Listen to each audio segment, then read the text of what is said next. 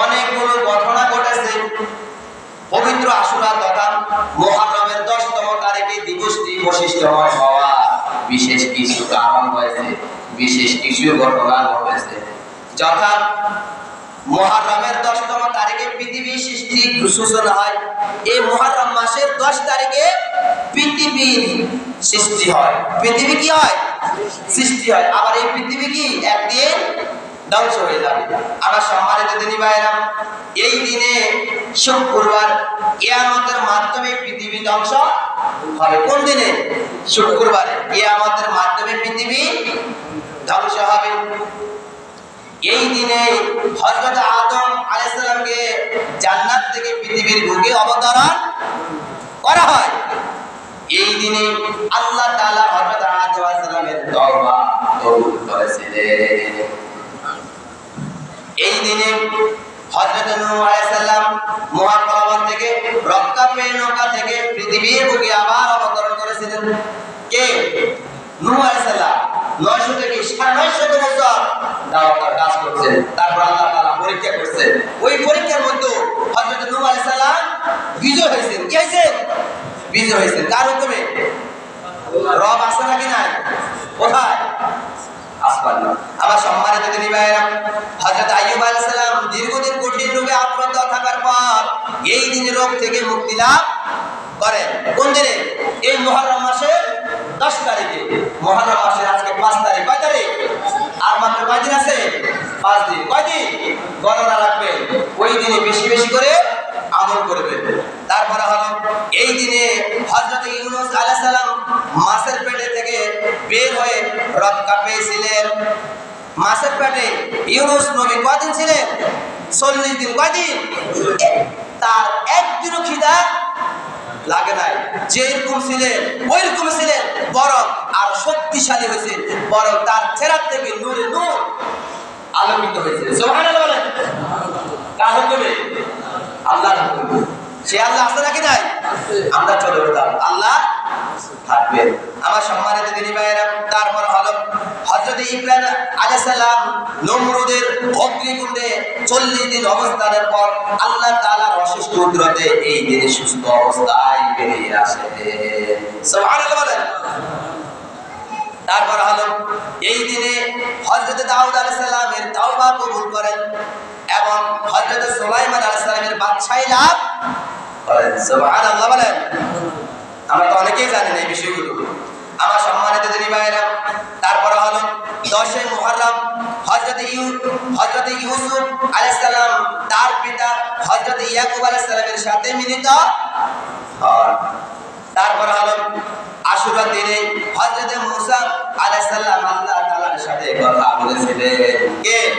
হযরত মূসা নবী স্বয়ং আল্লাহ তাআলার সাথে কথা বলেছিলেন। সুবহানাল্লাহ বলেন। আমার সম্মানিত দিনী ভাইরা, এই দিনে আল্লাহ বলে ইসরায়েল সম্প্রদায়কে ফেরাউনের বন্দিদশা থেকে উদ্ধার করেন এবং ফেরাউন তার বাহিনীকে নদীতে সাগরে ডুবিয়ে মারেন। এই ঘটনাটি আমরা অনেকেই জানি। নমরুদের দলেরা মূসাকে মারার জন্য পরিকল্পিত কাজ করছেন। নমরুদের দল বাহিনী বের হয়েছেন। মূসা কি কালিমুল্লাহ একা? মূসা কালিমুল্লাহ কি তার সাথে কে আছে? নমরুদের দল নিয়ে বের হয়েছেন। মূসা তো একা। এখন মূসা নবী আল্লাহ তাআলা কে বলছেন, আল্লাহ তাআলা নমরুদের দল আসতেছে আমাকে মারার জন্য, আমাকে খুন করার জন্য, আমাকে হত্যা করার জন্য। আমার তো কেউ নাই আপনি ছাড়া। আল্লাহ তাআলা মূসাকে বলছেন, ও মূসা তুমি টেনশন করিও না, টেনশন করিও না, আমি আল্লাহ তোমার সাথে আছি। নমরুদের দল কাছাকাছি একদম নিকটস্থ চলে এসেছেন। মূসার সাথে কোন দল নাই। মূসার সাথে হাতে ছিল একটা লাঠি, মুজিজা লাঠি ছিল। এখন এই লাঠি দিয়ে, আচ্ছা বলুন তো, আপনাদের এই এলাকার মধ্যে মারামারি লাগছে, এখন আপনার পক্ষে কেউ নাই, হাতে একটা লাঠি আছে, হাতে একটা লাঠি আছে আপনার বিপক্ষে, যিনি সে দল বাহিনী নিয়ে আপনার কাছাকাছি চলে এসেছে, এখন আপনি কি করবেন? আপনার এখন মারবে না? মুসা নবীর হাতে শুধুমাত্র একটা লাঠি ছিল, নমরুদের দল কাছাকাছি চলে এসেছে। এখন মুসা নবী বলতেছে আল্লাহকে, আল্লাহ তাআলা নমরুদের দল একদম চলে এসেছে, আমি কিন্তু দেখতেছি, আমি দেখতেছি ওই টার্নিং এর কাছ থেকে বেরে একদম কাছাকাছি চলে আসতেছে, তারা দৌড়ে আসতেছে। এখন কি করণীয়? আল্লাহ তাআলা মুসাকে বলছে, ও মুসা, টেনশন করিও না, লা তাকনাতু মিন রাহমাতিল্লাহ, ইন্নাল্লাহা ইয়াগফিরুজ যুনুবা জামিআ, ইন্নাহু হুয়াল গফুরুর রহিম। মুসাকে বলছে, তুমি নৈরাশ হয়ো না, আমি আল্লাহ তোমার সাথে আছি। একদম কাছাকাছি চলে এসেছে। আল্লাহ তাআলা মুসাকে বললেন, মুসা আল্লাহকে বললেন, ও আল্লাহ চলে এসেছে। আল্লাহ তাআলা মুসাকে বললেন, ও মুসা, তোমার হাতে যে লাঠিটা ছেড়ে দাও।